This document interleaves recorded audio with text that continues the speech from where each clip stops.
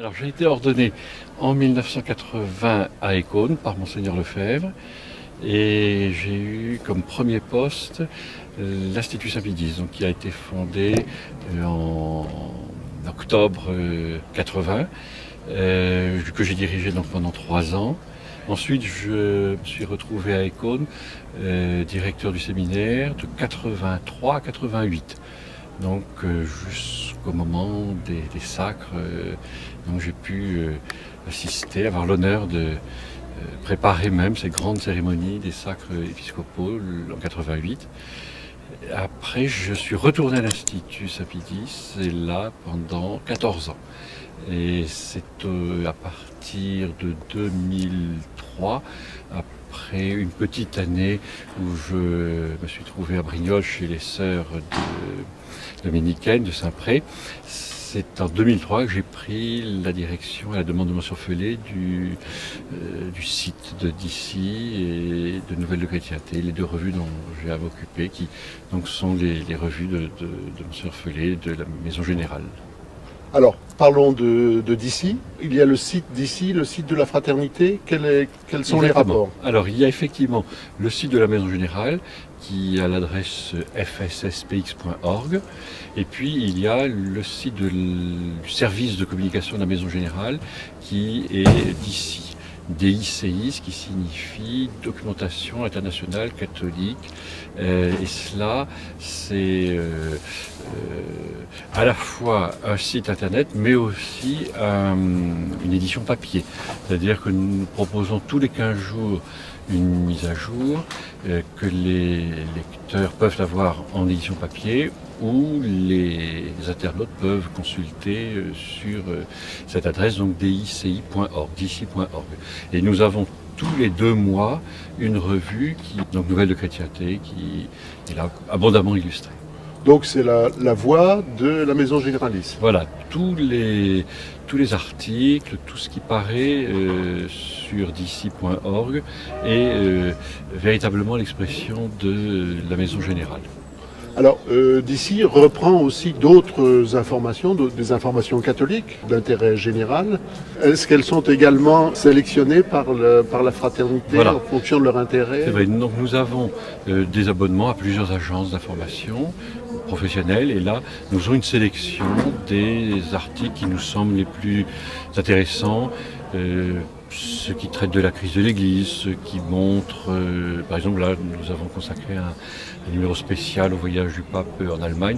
Nous-mêmes nous ne pouvons pas nous rendre en Allemagne et suivre tout, mais nous passons par des agences, et là nous proposons une sélection et aussi un commentaire. C'est-à-dire que nous ne nous contentons pas de donner une information brute, nous proposons aussi un commentaire qui permet d'éclairer à la lumière de la tradition toutes ces informations. Alors, ces dernières semaines, à la suite d'un certain nombre d'événements, vous avez été amené à représenter, à être la voix, en français tout au moins, je ne sais dans d'autres langues sans doute également, de la Maison Générale, la Maison Généraliste. Pouvez-vous nous en parler un petit peu? Alors, très précisément, ça a été l'entretien de Monseigneur le 14 septembre avec le cardinal Levada. C'est vrai que je l'ai accompagné. Nous avons ensuite vu le communiqué qu'il fallait faire paraître, qui était un communiqué commun d'ailleurs, avec le Saint-Siège. Ensuite, j'ai demandé à Monseigneur de répondre un petit peu à nos questions, parce qu'il est important que le supérieur général puisse donner son point de vue. Et là, en toute liberté, ça n'est pas déformé comme ça peut l'être parfois dans les médias officiels. Il peut s'exprimer et donner vraiment son point de vue tout de suite. Donc ça, nous le faisons dès qu'il y a un événement important.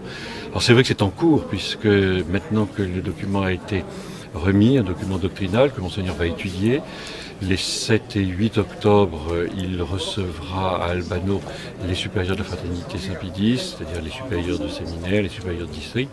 Donc ils vont étudier ce document, ils vont voir quelles réponses ils doivent donner à ce document. Donc nous traiterons au fur et à mesure. Là aussi, nous nous distinguons un peu de certaines d'informations officielles ou officieuses. Nous ne cherchons jamais à anticiper, nous ne cherchons pas non plus à extrapoler. Non, nous traitons les faits tels qu'ils sont et je crois que c'est le mieux, c'est plus Donc, sûr. pour les fidèles, en résumé, s'ils veulent savoir ce que pense la fraternité, ils s'adressent à vous. Enfin, en tout Ils cas, écoutent ce que vous dites. Voilà. Moi-même, comme ma fonction l'indique, je ne suis qu'un porte-parole. Ça n'est pas ma parole, ça n'est pas mes opinions que j'exprime. Véritablement, j'essaye d'être le plus transparent possible et d'être le plus fidèle, surtout lorsque je rapporte les propos de M. Felet ou des assistants, M. Pfluger ou M. l'abbé Nelly. Donc c'est ce travail-là. Mais effectivement, d'ici est l'organe officiel. Parce qu'on entend dire sur les forums des tas de choses, des tas d'informations, tout aussi. Bon, je pense qu'il faut couper la tête de tous ces canards, parce que c'est ce que nous essayons de faire. Effectivement, nous essayons de ne pas favoriser tous ces bruits, toutes ces rumeurs qui sont souvent infondées, et nous essayons vraiment de donner les informations telles qu'elles sont, d'ailleurs en conformité à la réalité. Voilà, c'est notre souci. D'accord. Donc en résumé, il ne faut pas être pressé, on attend. Voilà, c'est ça. On attend et on prie. Exactement, voilà, exactement. C'est patience et prière, puisque Monseigneur Felet, vous le savez, a demandé que l'on prie le rosaire. Là, nous sommes dans le mois d'octobre, c'est le mois spécialement du rosaire. La croisade du rosaire donc se déroule là sur plusieurs mois. Je crois que vraiment la consigne que l'on peut tous se dire être la bonne aujourd'hui, plutôt que d'entendre des bruits et de colporter des rumeurs, je crois que vraiment c'est de se dire adressons-nous à celle qui peut, à celle qui sait, c'est la Sainte Vierge, et celle qui veut vraiment que l'Église de son divin Fils soit resplendissante, c'est bien la Sainte Vierge, elle est mère de l'Église, donc le mieux c'est de redoubler d'intensité dans cette croisade du rosaire. Merci beaucoup, monsieur l'abbé. Merci à vous.